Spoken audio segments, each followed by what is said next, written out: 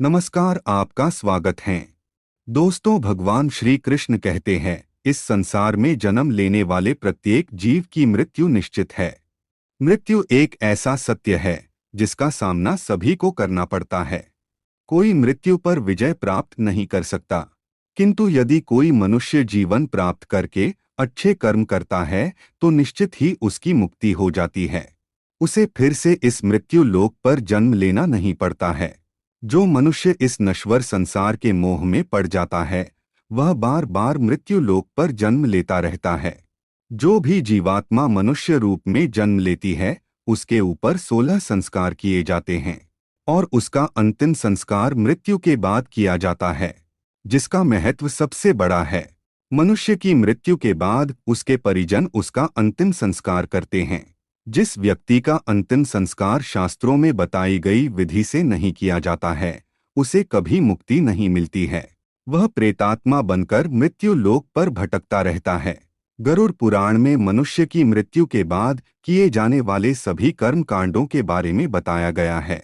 यदि आप भी किसी व्यक्ति की मृत्यु के बाद उसके अंतिम संस्कार में शामिल होते हैं, तो आपको गरुड़ पुराण में बताए गए इन महत्वपूर्ण नियमों को अवश्य ध्यान में रखना चाहिए। गरुड़ पुराण में भगवान श्री कृष्ण ने गरुड़ जी को मरणासन्न व्यक्ति के लिए किए जाने वाले सभी कार्यों का विस्तार से वर्णन किया है। आज हम जानेंगे किसी मृत व्यक्ति की शव यात्रा में शामिल होने के बाद मनुष्य को कौन सी बातों का ध्यान रखना चाहिए। गरुड़ पुराण के अनुसार किसी भी व्यक्ति की शव यात्रा में शामिल होना पुण्य का काम माना गया है। ये शायद बहुत कम ही लोग जानते होंगे कि जो भी व्यक्ति किसी की अंतिम शव यात्रा में शामिल होता है तो ये उसके पुण्य कर्मों में जुड़ जाता है। किसी मृत व्यक्ति के शव को कंधा देना अच्छा काम होता है। एक शव को उसकी आखिरी मंजिल तक पहुंचाना पुण्य माना गया है।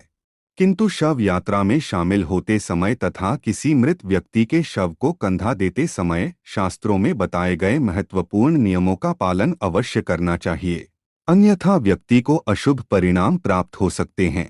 जन्म से लेकर मृत्यु तक किए जाने वाले सभी संस्कार शास्त्रों में बताए गए नियमों के आधार पर ही करने चाहिए, तभी उसके शुभ फल प्राप्त होते हैं। आइए जान लेते हैं, अंतिम संस्कार में जाने पर अथवा किसी व्यक्ति के शव को कंधा देने पर मनुष्य को कौन से नियमों को ध्यान में रखना चाहिए। सबसे पहली बात है, भगवान श्री कृष्ण कहते हैं, शव यात्रा प्रारंभ करने से पहले उस शव के हाथ पैर बांध दिए जाते हैं। यदि ऐसा नहीं किया गया तो वह पिशाच योनियों के हाथ पहुंच जाता है। शव को कभी अकेला नहीं छोड़ना चाहिए। यदि शव को अकेला छोड़ दिया जाए तो दुष्ट योनियों के स्पर्श से उसकी दुर्गति होती है। दूसरी बात है, यदि गांव में किसी की मृत्यु हुई है, ऐसा सुनने पर मनुष्य को अपनी इच्छा के अनुसार भोजन नहीं करना चाहिए अथवा प्रसन्न होकर भोजन ग्रहण नहीं करना चाहिए। ऐसा करने पर वह भोजन मांस एवं रक्त के समान हो जाता है। ऐसा भोजन नरक में ले जाने वाला होता है। घर के आसपास किसी की मृत्यु हो जाने पर जब तक शव का अंतिम संस्कार नहीं होता है, तब तक स्त्री के साथ सहवास नहीं करना चाहिए। तीसरी बात है, यदि कोई व्यक्ति ब्रह्मचारी है, अर्थात वह ब्रह्मचर्य व्रत का पालन कर रहा हो, तो उसे किसी भी व्यक्ति के शव को कंधा नहीं देना चाहिए। इससे उसका ब्रह्मचर्य व्रत खंडित हो जाता है। ब्रह्मचारी व्यक्ति केवल अपने माता पिता और गुरु की मृत्यु के पश्चात उनके शव को कंधा दे सकता है। अन्य लोगों के शव को कंधा देने पर व्यक्ति के संपूर्ण व्रत का खंडन होता है, जिससे उसके समस्त पुण्य कर्म नष्ट होते हैं। चौथी बात है, शव यात्रा में जाने के पश्चात मनुष्य को अपने मन तथा इंद्रियों पर नियंत्रण रखना चाहिए। मृतात्मा की शांति के लिए प्रार्थना करनी चाहिए। मृत्यु से पहले वह व्यक्ति चाहे जैसा भी हो, उसके लिए बुरे वचन नहीं कहने चाहिए। मृतात्मा के लिए अपशब्द नहीं कहने चाहिए और कभी भी किसी की मृत्यु पर हंसना नहीं चाहिए। चाहे मृत व्यक्ति शत्रु हो अथवा मित्र हो, उसका सम्मान पूर्वक अंतिम संस्कार करना चाहिए। शव यात्रा में जाने पर क्रोध नहीं करना चाहिए। शव को कंधा देने वाले व्यक्ति को विलाप भी नहीं करना चाहिए।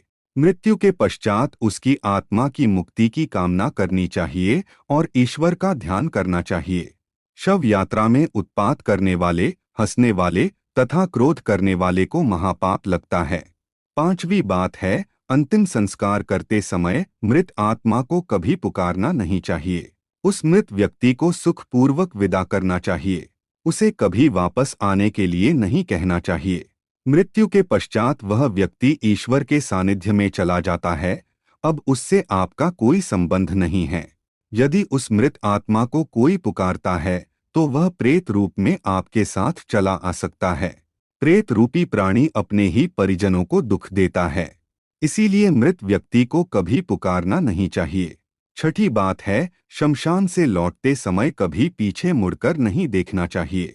लौटते समय किसी नदी अथवा जलाशय के जल में स्नान करना चाहिए। गरुड़ पुराण के अनुसार शमशान से लौटने के बाद स्नान करना अनिवार्य होता है, क्योंकि उस स्थान पर कई नकारात्मक शक्तियों का वास होता है। इनसे पीछा छुड़ाने के लिए मनुष्य को स्नान करना चाहिए। शमशान में जाते समय आप जिन वस्त्रों को धारण करते हैं उन्हें पहनकर घर में प्रवेश नहीं करना चाहिए। सातवीं बात है, शव यात्रा में जाने वाले व्यक्ति को सूतक लग जाता है। जो शव यात्रा में जाते हैं उन्हें 2 दिन का सूतक काल रहता है। जिनके घर मृत्यु हुई हो उनके लिए 12 दिन तक सूतक काल रहता है। जो शव को कंधा देते हैं उनके लिए 1 सप्ताह तक सूतक काल रहता है। इन दिनों में किसी भी प्रकार के शुभ कार्य नहीं करने चाहिए। तो दोस्तों, इस प्रकार से गरुड़ पुराण में शव यात्रा के संबंध में महत्वपूर्ण बातें बताई गई हैं। उम्मीद है आपको यह जानकारी अच्छी लगी होगी। वीडियो को लाइक जरूर करें और कमेंट में जय श्री कृष्ण लिखना न भूले। साथ ही चैनल को सब्सक्राइब करें। आप सभी का धन्यवाद।